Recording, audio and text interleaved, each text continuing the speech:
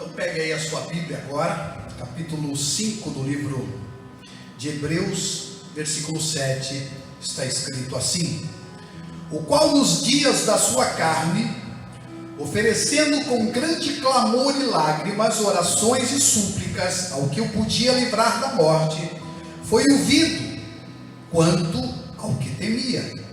Ainda que era filho, aprendeu a obediência por aquilo que padeceu, e sendo ele consumado, veio a ser causa de eterna salvação para todos os que lhe obedecem. Olhe comigo. Deus eterno Pai, obrigado por esta leitura, e agora vem nos ensinar, meu Deus, nos capacitar a entender, a compreender, que o Teu Espírito nos conduza, para que todas as verdades que precisamos aqui, Senhor, ó Deus, passar, seja, ó Deus, compreensível a todos os que estão nos ouvindo. Em nome do Senhor Jesus Cristo eu te peço e eu te agradeço. Muito obrigado. Amém. Graças a Deus. Pode sentar, meus irmãos. Eu quero também pedir licença aqui para sentar, para a gente poder começar a nossa reflexão.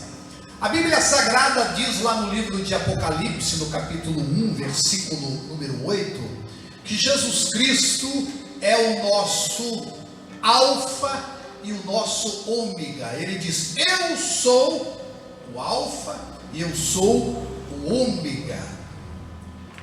Você sabe que o alfa, ou alfa e ômega, são respectivamente a primeira e a última palavra ou letra do alfabeto grego. E o que isso representa e o que isso significa? Com isso, o Senhor Jesus está dizendo que em nossa vida, Deus, o Senhor Jesus, não pode ser uma expectativa, não pode ser um desejo futuro. Ou ele é o nosso começo, ou ele não vai estar no nosso fim. Ou ele é o nosso alfa, ou ele nunca será o nosso ômega. A Bíblia Sagrada diz que tudo que é carne é carne, e tudo que é espírito. Nada que comece fora de Deus vai terminar em Deus. E muitas vezes nós temos dificuldades de entendermos isso, porque a única coisa que estamos querendo é um Deus, é um Jesus para resolver nossos problemas. Nós enfrentamos situações difíceis, nos perdemos em nossas decisões, fizemos coisas que deram errado, e aí muita gente vai procurar Jesus para alcançar, na verdade, a solução de um problema. Mas se você vai procurar ao Senhor Jesus Cristo, Ele não vai resolver o seu problema. O que Ele vai dizer para você é que você tem que nascer de novo. Foi essa a grande discussão ou o embate, que o Senhor Jesus teve com Nicodemos, e que ele ficou ali perguntando: Senhor, será que eu tenho que entrar no ventre da minha mãe e aí nascer de novo? Não, Nicodemos. E o Senhor disse de uma forma que a impressão que a gente tem é que Nicodemos deveria saber aquilo que Jesus estava falando, e que possivelmente ele sabia. Tu, sendo mestre em Israel, não sabe disso? Não sabe o quê? Não sabe que de fato é a origem que determina o que vai ser feito, ou o que vai ser produzido, é a semente que diz, e nela que está o tipo de fruto que vai se ter ao plantá-la. Você não entende isso? Você não entende que tudo que é da carne é carne, e tudo que é do espírito é espírito? E às vezes essa é a nossa dificuldade. A dificuldade de gente até dentro da igreja. Gente salva. Gente que tem de fato um compromisso com o Senhor Jesus Cristo e com o Evangelho, mas que quando em sua vida vai tentar organizá-la, porque a gente tem essa pretensão, né, de organizar em função do novo nascimento. Então as pessoas aceitam a Jesus Cristo como Senhor e Salvador da sua vida, e elas dizem assim: bom, agora eu não posso mais fumar, eu não posso mais beber, eu não posso mais prostituir, eu não posso mais ficar me conduzindo levianamente nas minhas amizades. Então ele tenta organizar a sua vida. A partir da sua organização, ele tenta então dar referência à sua nova vida. Mas a Bíblia diz que é o contrário. É o novo nascimento, e a partir dele que vai estar estruturando toda a nossa vida. Não é a organização da nossa vida que vai produzir os frutos, mas é a semente da qual se origina as nossas ações. O seu casamento, por exemplo, o seu casamento, ele só vai ser o que precisa ser se ele estiver pautado e fundado na palavra de Deus. Ah, mas e aí então, pastor, quando a gente não tem o marido que está na igreja, convertido, salvo, quando nós não temos a esposa, aí então tem que abandonar o marido, a esposa? Não, você é essa semente. Agora, quando o marido e a esposa são, então eles precisam entender no seu coração que a partir do momento do novo nascimento, da entrega da vida ao Senhor Jesus, todas as suas decisões vão partir disso. Vocês não vão mais, o casal não vai mais ficar decidindo a partir dos seus gostos, a partir dos seus projetos, a partir dos seus planos, mas a partir da busca do reino de Deus em primeiro lugar. E aí você pode ter tudo que você acha que pode ter, sem nenhum tipo de problema, desde que isso nasça em Deus, desde que isso nasça no Senhor, desde que as suas decisões sejam de fato originadas em Deus. Ele é o seu alfa. Ele é o alfa das decisões da sua família. Ele é o alfa das decisões do seu casamento. Ele é o alfa das decisões do seu trabalho. Ele é o alfa, ele é o começo de tudo. E aí então vai prosseguir até chegar no objetivo que todos queremos e desejamos. Mas se não tiver esse início, se não houver essa decisão, infelizmente não vai acontecer aquilo que você tanto almeja, sonha, anseia, que é alcançar a plenitude, alcançar a completude que vem do Senhor.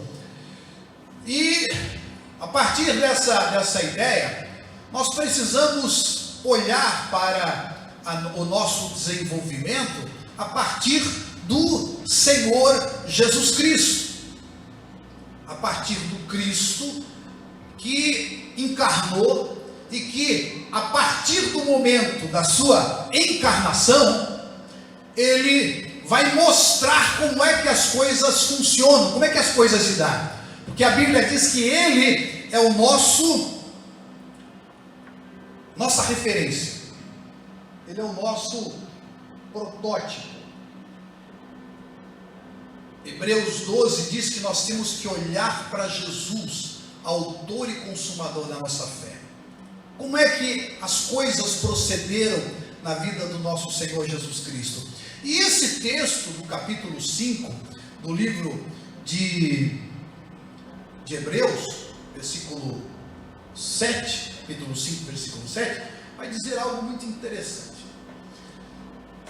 Que Jesus, no momento em que estava no seu ministério terreno, ele ora, ele clama para que um momento de profunda dificuldade, aonde ele estava ali sofrendo com o seu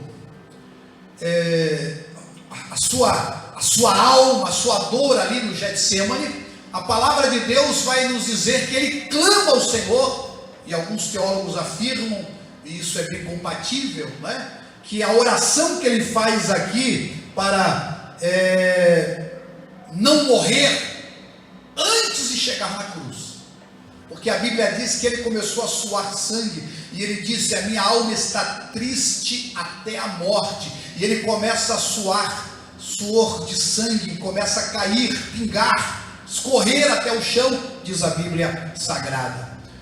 E então ele clama ao Senhor, ele clama a Deus, para que aquele momento não seja um momento em que ele vai desfalecer ali. E a Bíblia diz que ele então é ouvido nesse seu pedido. Por quê? Porque nós, meus irmãos, ninguém, e várias vezes o Senhor Jesus, ele vai estar fugindo, né? Fugindo não é a palavra, mas escapando da morte. Várias vezes tentam matar, várias vezes o diabo já começa lá tentando fazer ele se lançar do pináculo do templo, e depois tentam apedrejá-lo, e várias vezes, mas o propósito de Deus era que ele morresse na cruz do Calvário. E essa foi a oração mais intensa dele: que eu não deixe que nenhuma das minhas debilidades, que o meu corpo não fique debilitado a ponto de eu não alcançar o meu objetivo de me sacrificar, me entregar na cruz do Calvário. Essa foi a oração. Mas o texto segue e ele vai dizer no versículo número 8: ainda que era filho, aprendeu a obediência por aquilo que padeceu, e sendo ele consumado, veio a ser causa de eterna salvação para todos os que lhe obedecem. Então, o Senhor Jesus, ele veio e na sua carne ele enfrentou todas as dificuldades, todas as debilidades que a gente enfrentaria e passaria, e que de fato o Senhor Jesus enfrentou, o Senhor Jesus passou. E o que muitas vezes a gente não consegue entender, não consegue alcançar, é que o próprio Jesus, o Senhor Jesus, ele teve que aprender o que de fato precisava. E às vezes a gente fica sem compreender isso, porque nós temos uma ideia errada a respeito do Senhor Jesus Cristo, a respeito da nossa espiritualidade, porque o que infelizmente as pessoas pensam é que Jesus, ele enfrentou toda a nossa, toda a sua luta, toda a sua dificuldade com o seu poder de filho, o seu poder de segunda pessoa da Santíssima Trindade. Mas o que a palavra de Deus nos ensina aqui é que, de fato, Jesus veio e ele aprendeu com as coisas que ele sofreu, com as coisas que ele padeceu. E talvez esse seja um dos fatores mais importantes, mais definitivos para nós entendermos aquilo que temos que saber enfrentar. Cada vez que a gente observa como é que o Senhor Jesus Cristo ele se conduziu em cada circunstância, em cada situação, em cada momento, você vai perceber de fato que o Senhor Jesus ele vai aprendendo como homem, a ponto de que quando ele chega com 12 anos de idade, ele já tem plena consciência, ele já tem plena o domínio daquilo que é a sua natureza, daquilo que é o seu destino e daquilo que é o seu propósito. Deus vai trabalhando, o Espírito Santo vai trabalhando, vai ensinando a ele que quando chega com 12 anos de idade, ele já está totalmente cônscio. Ele diz para os seus pais que o procuram, preocupados, ávidos, quando encontram ele lá no templo: vocês não sabem que eu tenho que cuidar das coisas do meu pai?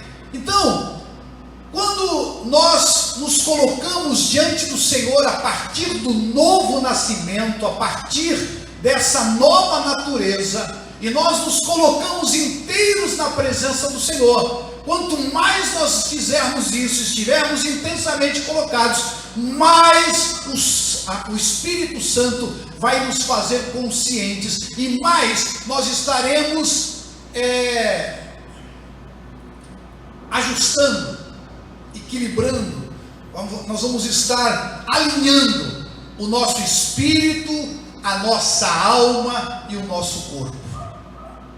O que dificulta muitas vezes as pessoas é que a gente pensa que tudo vai ficar, ou tudo vai acontecer como que simplesmente no automático, que nós não vamos ter que enfrentar os processos, nós não vamos ter que enfrentar as dificuldades, nós não vamos ter que enfrentar os problemas. Esse é o fator que mais impede pessoas de crescer na sua vida espiritual, porque eles pensam que as coisas vão acontecer tão somente em função daquilo que eles já receberam como nova natureza.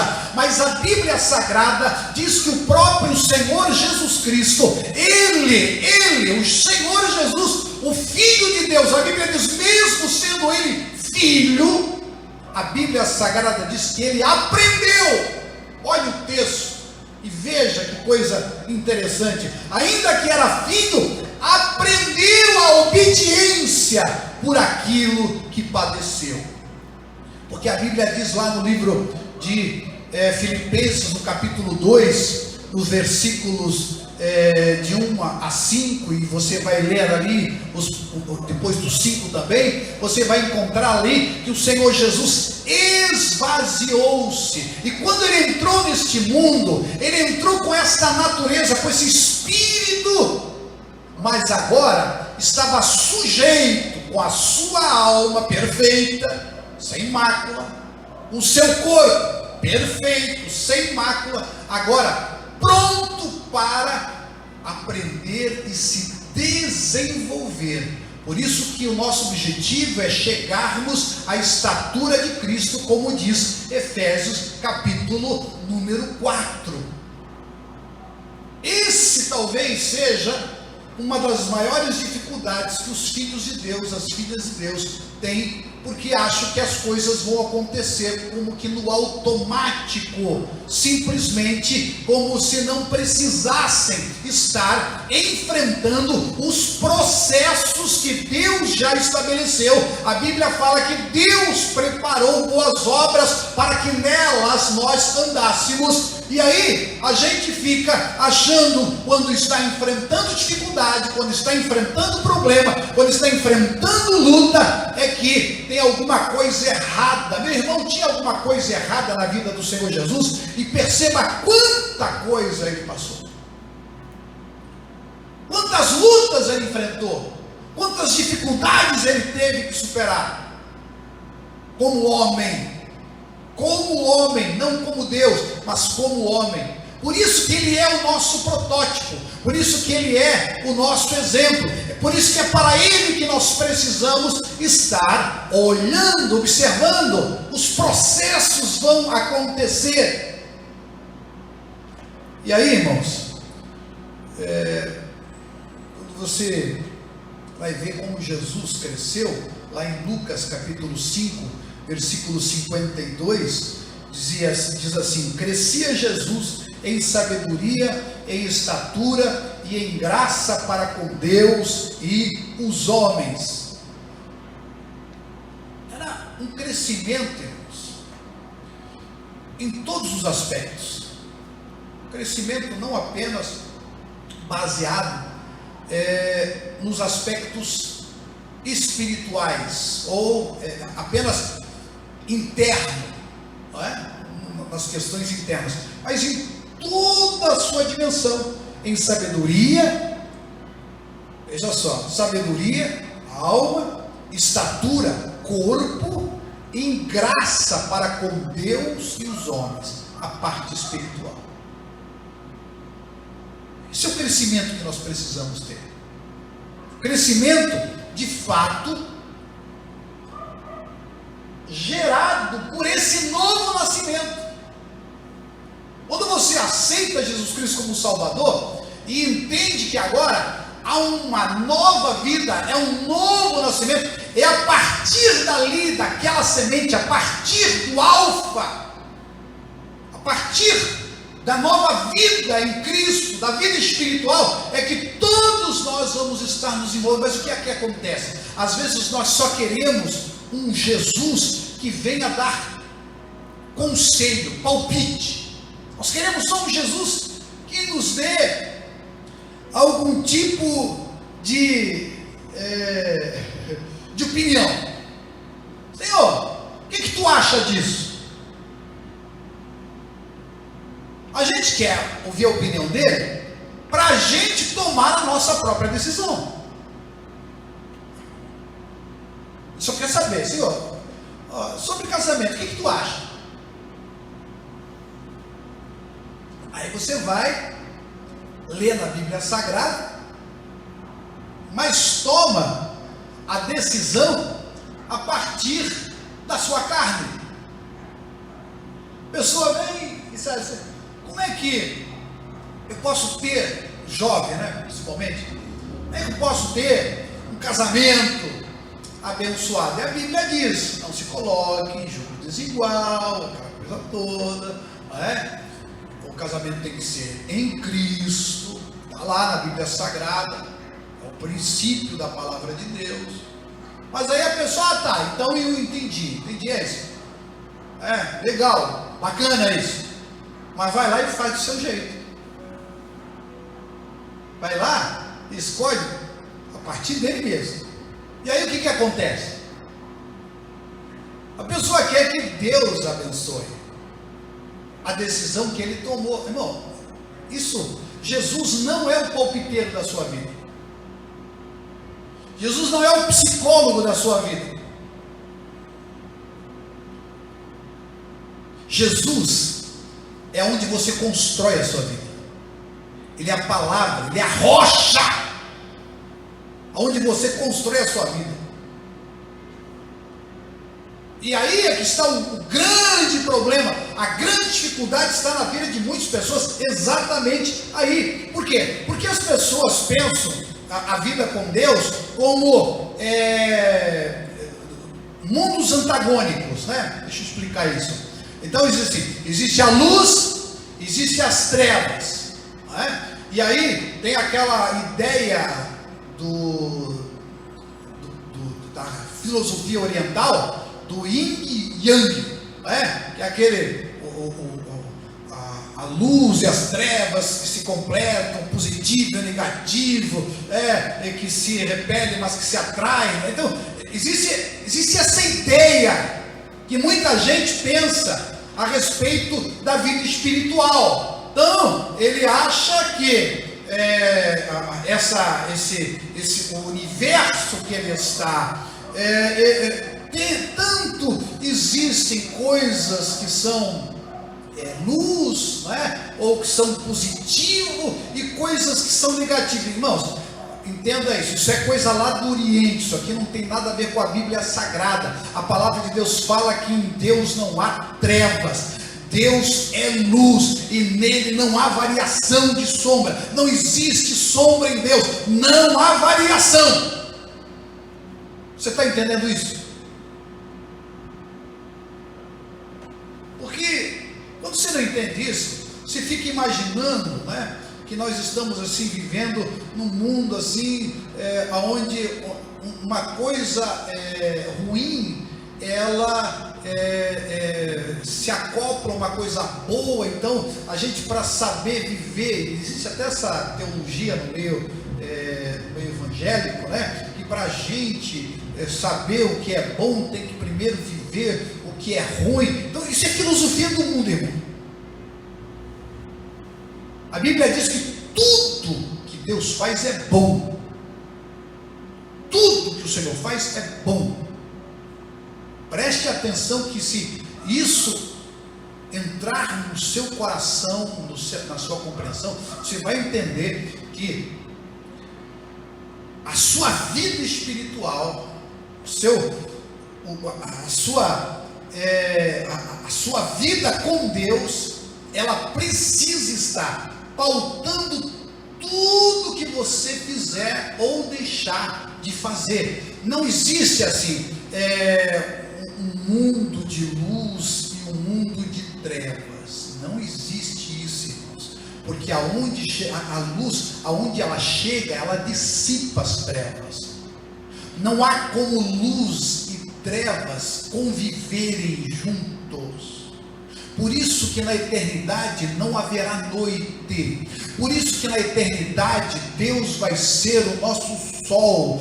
Por isso que na eternidade Deus vai ser aquele que vai iluminar. Porque não vai ter dia e noite. Apenas um dia que nunca termina. Então essa ideia de não, mas é que tem coisa na minha vida, né, que ainda assim estão em trevas, meu irmão, não. Existem coisas na sua vida que ainda não foram jogadas luz, mas a sua vida, quando nasce em Cristo Jesus, isso é muito forte, é muito importante que você entenda, essa luz que você, irmãos,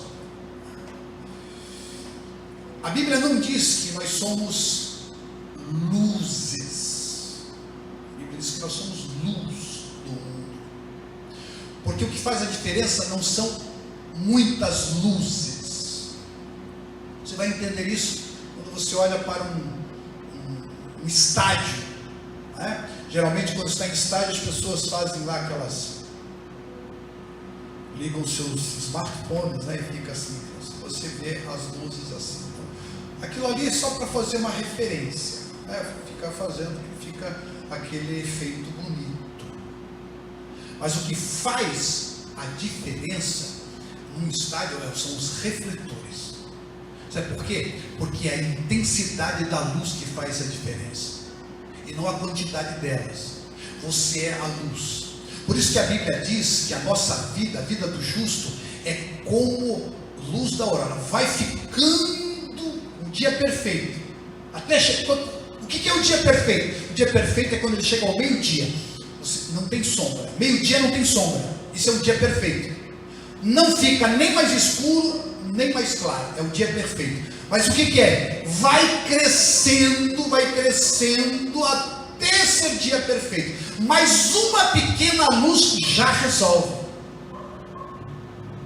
Sabe o que está faltando na vida de muitos cristãos? É que de fato não é grandes soluções.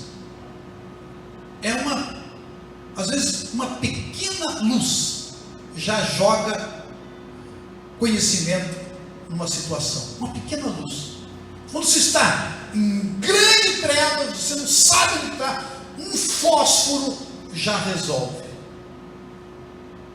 Você risca um fósforo e você já sabe aonde você está. E aquele fósforo pequeno, ele já joga uma luz. Mas o que a Bíblia fala? Quanto mais você tem de Deus, vai aumentando essa luz. Quanto mais, é isso que a Bíblia fala, Jesus é a luz que veio ao mundo. A luz que veio ao mundo. Então, não existe uma parte da nossa vida que está em trevas e uma parte da nossa vida que está em luz. Não. Ou você nasceu de novo, preste atenção. Nasceu de novo, e a partir desse novo nascimento, a luz começa a clarear. E a partir dali, tudo em sua vida vai ser determinado. Não haverá, vai chegar um momento que não haverá mais trevas na sua vida, nenhuma. Porque todas as áreas da sua vida vão estar iluminadas a partir da palavra de Deus. Por isso, entre no processo. O Senhor Jesus, mesmo sendo filho, a Bíblia diz, mesmo sendo filho, ele aprendeu com as coisas que ele viveu. Aprendeu com as coisas, segundo a Bíblia, que ele sofreu. Só que tem filho de Deus que passa pela luta, passa pela dificuldade e pensa que isso tudo é o diabo que está fazendo. E é Deus, segundo lá em Hebreus capítulo 12, que ele corrige, ele disciplina. E outra palavra também que é muito mal compreendida, disciplina. Disciplina não é sinônimo de castigo, é de direção, é de compreensão. Tem as disciplinas da escola, disciplina de matemática, disciplina de português. Deus tem para cada área da sua vida a direção, a luz que ilumina. Por isso, se submeta àquilo que Deus está fazendo, aquilo que o Senhor está realizando na sua vida. Faça com que todas as decisões na sua vida sejam, de fato, a partir da palavra de Deus, da lâmpada para os nossos pés, da luz para os nossos caminhos. Quero orar com você agora e colocar você juntos na presença do Senhor agora. Senhor Deus, eterno Pai, Criador dos céus, Senhor de nossas vidas, quero colocar todos os meus irmãos em Tua presença. Pai querido, que o Teu Espírito Santo faça eles entenderem, Senhor, que existem processos nas suas vidas, que existem processos, meu Pai, que de fato nós precisamos enfrentar, que a exemplo do nosso Senhor e Salvador Jesus Cristo, nós estamos aqui, prontos para vivermos intensamente na luz que a Tua palavra diz que nós somos, porque nós temos a Tua palavra em nós. Em nome de Jesus Cristo, é o que eu te peço, Pai. Fica comigo, fica conosco, fica em todos os corações, agora e sempre. Amém. Graças a Deus.